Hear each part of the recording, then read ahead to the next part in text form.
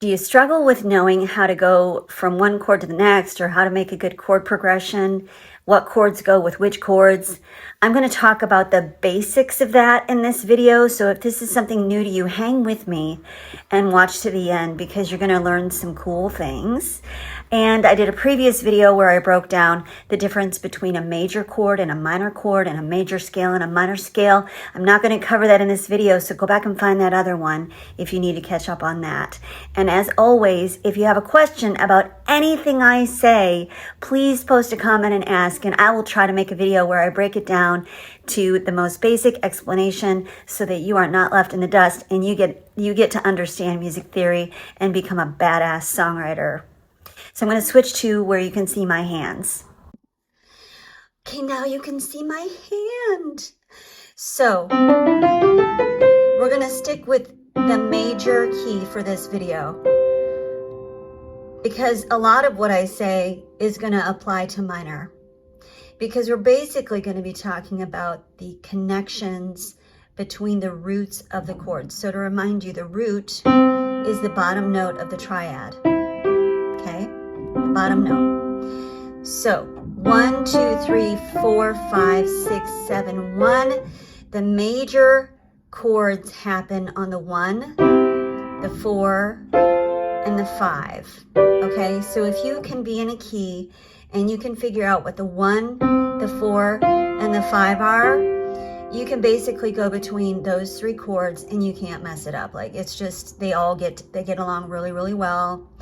There's not going to be a problem. You can't put them in the wrong order. Now, so that's those 3 chords.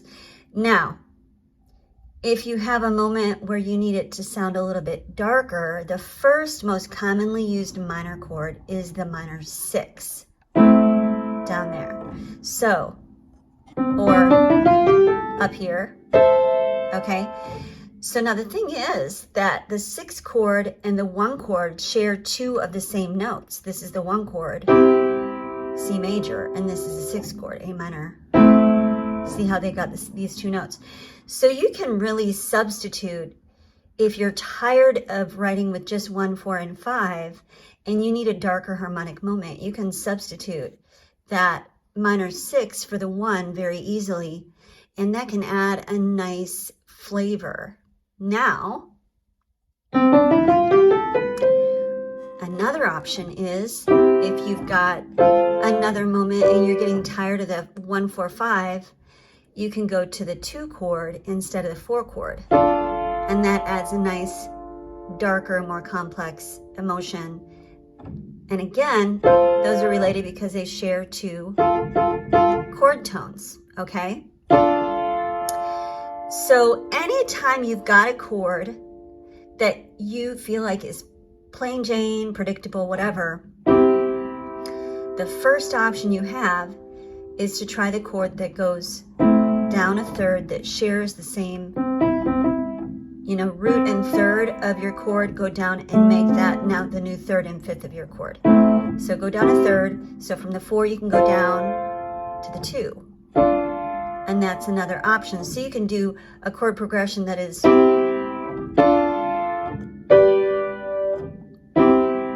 right. That's instead of the 4 chord. Same thing works for the 5 chord. This is less common, but still used plenty of times. So your 5 chord, again, if you feel like the 5 chord is predictable and you're tired of that sound, try a minor 3 instead. Same, it shares 2 notes, so they're very related to one another. That can sometimes substitute. There are songs that don't even use the 1 chord, they use a 3 chord instead. Like the first one that comes to mind is B.O.B. and Bruno Mars.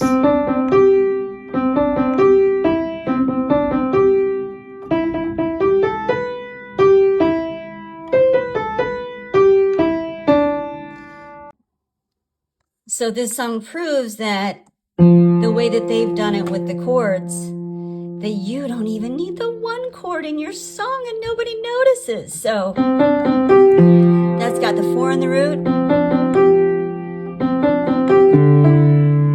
goes to the 2. The 3. That song,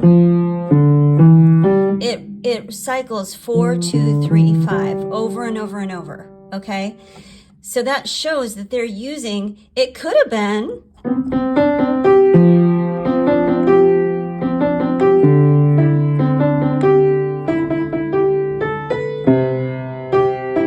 would have been a major 7, but that's deeper theory. But it even spells out.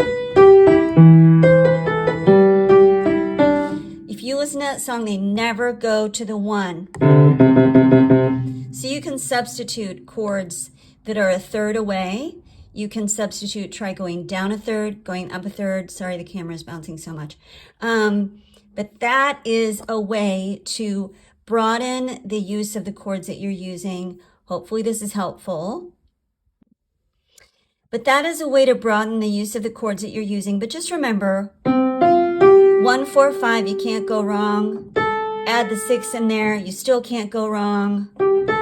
Try a 2 chord, can't go wrong. And if you just remember, whole, whole, half, whole, whole, whole, whole, half is the contour of a major scale. You can start on any note, follow that pattern, and then build triads based on those intervals. So you can really do it in any key, but C is the easiest, most friendly if you don't know theory. I hope that was helpful. Again, ask away if you have any questions. I'm going to keep posting more videos about popular songs that you might know that use some interesting chord progressions. And so follow me if you want to keep learning more about this.